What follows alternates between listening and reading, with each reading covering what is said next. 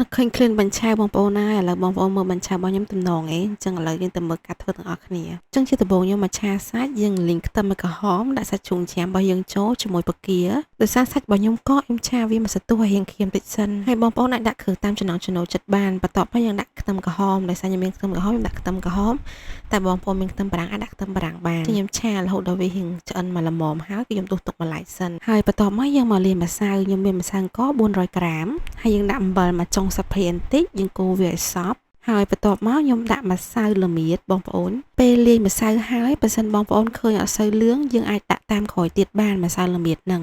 ហើយយើងកូរម្សៅហ្នឹងឲ្យចូលសព្វគ្នាល្អបន្ទាប់មកខ្ញុំដាក់ខ្ទិះដូង200 ml ចូលចឹងខ្ញុំដាក់ម្ដងបន្តិចកូរម្ដងបន្តិចឲ្យវារៀងសព្វគ្នាចឹងខ្ញុំនៅតែបន្តការកូរដដែលចាក់ម្ដងបន្តិចកូរវាឲ្យសព្វចូលគ្នារហូតដល់អស់ទឹកខ្ទិះដូងរបស់យើងនឹងហើយខ្ញុំក៏បានវាល់ទឹកចំនួន800 ml ដើម្បីចាក់ចូលប៉ុន្តែយើងអត់ចាក់ចូលម្ដងទាំងអស់ទេយើងចាក់ចូលម្ដងបន្តិចដូចគ្នាចាក់ចូលម្ដងបន្តិចម្ដងបន្តិចដើម្បីយើងកូរម្ដងបន្តិចឲ្យវាសព្វជាមួយម្សៅនឹងអញ្ចឹងណាបងប្អូនហើយបន្ទាប់មកយើងចាក់ចោលឲ្យអស់មកទឹកដែលយើងនៅសល់ហ្នឹង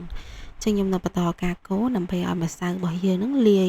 សព្វល្បាយចូលជាមួយទឹកខ្ទិះដូងរបស់យើងនឹងបានល្អអញ្ចឹងបន្ទាប់ពីខ្ញុំកូរហើយមួយសន្ទុះបងប្អូនយើងមើលសាច់ម្សៅរបស់យើងម៉ត់ល្អមែនតើអញ្ចឹងក៏ខ្ញុំបន្ថែមពងមាន់2គ្រាប់ចូលទៅក្នុងម្សៅនឹងបន្តទៀតអញ្ចឹងពងមាន់ហើយម្សៅរបស់យើងត្រូវការវាយម្ដងទៀតដើម្បីឲ្យចូលសាច់ល្បាយគ្នាបានល្អ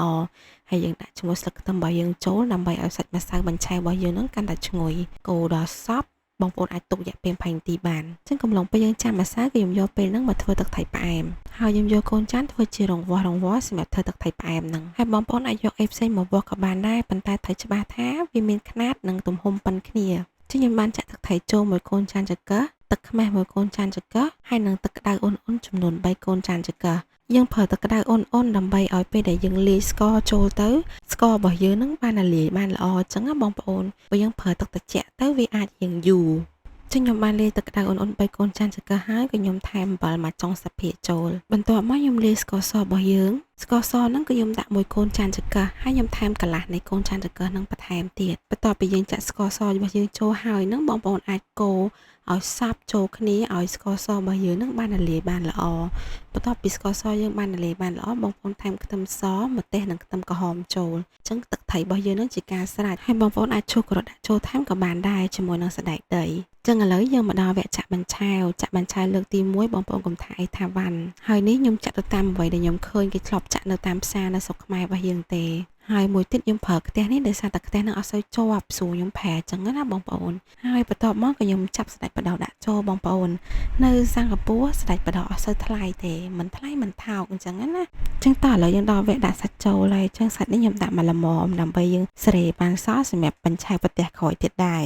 បន្ទាប់ពីដាក់សាច់ចូលហើយក៏ខ្ញុំគ្រប